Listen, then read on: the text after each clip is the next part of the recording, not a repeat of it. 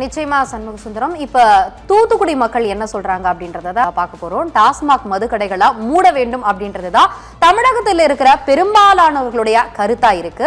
அதை தான் சத்தியம் டிவியும் இன்னைக்கு வலியுறுத்திட்டு வரோம். அந்த வகையில டாஸ்மாக் தொடர்பான மக்களுடைய கருத்து, அதாவது தூத்துக்குடி மக்களுடைய கருத்தை தான் இப்ப பார்க்க போறோம். அனைவருக்கும் வணக்கம். நான் பரமேஸ்வரன் பேசுகிறேன். நான் ஒரு கூலி தொழிலாளி. சாதாரண கேபிள், அதாவது ஒரு கேபிள் நெட்வொர்க்கில் வேலை செஞ்சுட்டு இருக்கிறேன் நிறுவனத்தில். எனக்கு தினசரி சம்பளம் சேலரி எனக்கு வந்துட்டு 800 சேலரி. 800 சேலரியில் எனக்கு மது பழக்கம் அதிகமாக, அந்த மது கடை இருக்கிறதுனால இந்த மது கடையை நோக்கி அடிக்கடி செல்ல வேண்டிய கட்டாயம் எனக்கு ஏற்படுது. அதை மறக்கவும் முடியல. தமிழக அரசு இந்த மதுபான கடைகளை மூடுனா குடும்பம் நல்லாயிருக்கும். என் குடும்பத்தில் தினசரி பிரச்சனை, ஒய்ஃபு எனக்கு அடிக்கடி சண்டை பிரச்சனை. என்னால் அவ்வளோ வருமானம் சம்பாத்தியம் பண்ணி என்னால் வீட்டில் கொடுக்க முடியாத கட்டாயம் அப்படி இந்த மதுக்கு வந்து நீ அடிமையாக்கி வச்சுருக்கு. அதனால் இந்த தமிழக அரசு இந்த மதுபானை கொஞ்சம் கொஞ்சமாக படிப்படியாக ஒழித்து நல்ல தமிழக அரசாக மாற்றி கொண்டு வரணும். இது வந்துட்டு தமிழக முதல்வருக்கு நான் வேண்டுகோள் சொல்லுகிறேன். அன்புடைய வணக்கம். சமூக ஆர்வலர் எம் செல்வராஜ் மதுரம். இன்று மதுபானத்தால் சீரழிவு கொண்டிருக்கிறதை பார்க்கும் பொழுது நெஞ்சம் கலங்குகிறது, நெஞ்சம் பதறுகிறது. ஏனென்றால் இன்றைக்கு சிறுவர்களுக்கெல்லாம் மது போதையின் மயக்கத்தை காண்பித்து இன்று அந்த சிறுவர்கள் எல்லாம் சீரழிந்து கொண்டிருப்பதை பார்க்கும் பொழுது நெஞ்சமெல்லாம் பதறுகிறது. ஒரு வயதான தாயாரிடத்தில் ஒரு சிறுவன் கேட்கின்றான், அருமை தாயாரே, எனது உடம்பு மெலிந்து கொண்டிருக்கிறது, நான் சத்து டானிக்கு வாங்க வேண்டும் என்று அந்த தாயாரை டார்ச் செய்து அந்த தாயாரிடத்திலிருந்து 200 ரூபாயை பெற்றுக்கொண்டு துருவாக அவன் எங்கே நிற்கின்றான்? டாஸ்மாக் கடையில் நிற்கின்றான். இது போன்ற அவலை நிலையெல்லாம் போர்க்க வேண்டும் என்றால் மதுபானத்தை ஒழிக்க வேண்டும், மக்கள் நிம்மதியாக இருக்க வேண்டும். பல குடும்பங்கள் சீரழிவை நோக்கி பயணம் செய்து கொண்டிருக்கிறது. இந்த மதுபானத்தை படிப்படியாக குறைத்து மதுபானம் இல்லாத தேசமாக மாற்ற உங்களை அன்போடு வேண்டுகிறேன். இப்படிக்கு சமூக ஆர்வலர் எம் செல்வராஜ் மதுரம்.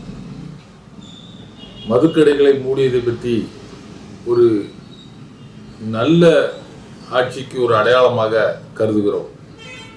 மது நாட்டுக்கும் வீட்டுக்கும் கேடு என்பது அந்த காலத்தில் வழக்கத்தில் இருந்த ஒரு பழமொழியாக உள்ளது.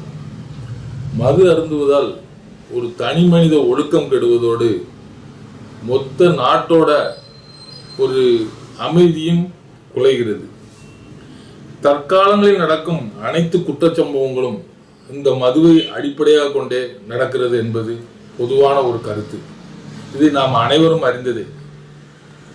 நடக்கும் ஒவ்வொரு குற்றங்களும் தடுக்க முடியாத ஒரு சூழ்நிலையும், காவல்துறையினாலும் சரி அரசாலும் சரி தவிர்க்க முடியாத ஒரு சூழ்நிலையும் இந்த மதுவினால் தான் என்பது ஒரு முக்கியமான கருத்து. எனவே இந்த மதுவை ஒழித்தால் மட்டுமே நமது நாடும் வீடும் நிம்மதியாக இருக்கும். அது மட்டுமன்றி ஒரு தனி மனித ஒழுக்கம் மற்றும் அந்த குடும்பத்தின் நிலைமை மற்றும் அந்த குடும்பத்தை சார்ந்த குழந்தைகளின் நிலைமை, அந்த தனி மனிதனுடைய உடலின் நிலைமை அனைத்துமே இந்த மதுவால் கெடும்.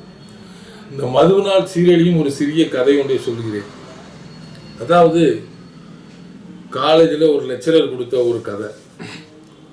ஒரு மது, ஒரு மாது, ஒரு குழந்தை, இந்த மூவரையும் வைத்து ஒரு சின்ன ஒரு பேட்டி நடைபெற்றது. அதில் இருந்த மாணவர்களை அழைத்து, ஒன்று இந்த மதுவை அருந்த வேண்டும், அல்லது அந்த குழந்தையை கொல்ல வேண்டும், அல்லது அந்த பெண்ணை கெடுக்க வேண்டும். இந்த மூன்றில் எது செய்ய வேண்டும், உனக்கு எது தோன்றுகிறதோ அது செய் என்று அந்த காலேஜ் லெக்சரர் சொல்லுகிறார். அதற்கு அந்த மாணவன், குழந்தையை கொள்வது பாவம், அதே போல ஒரு பெண்ணை கெடுப்பது அதை விட பாவம், எனவே நாம் மதுவை குடித்தால் நமது உடலோடு போய்விடும் என்று நினைத்து அந்த மதுவை அருந்துகிறான். அந்த மதுவை அருந்திய உடன் அவனுடைய மனது மாறி அந்த பெண்ணை கெடுக்க துணிகிறான். அந்த பெண்ணை கெடுக்க போகும்போது அந்த குழந்தை குறுக்கே வருகிறது. அந்த குழந்தையை கழுத்தை நிறுத்தி கொள்ளுகிறான்.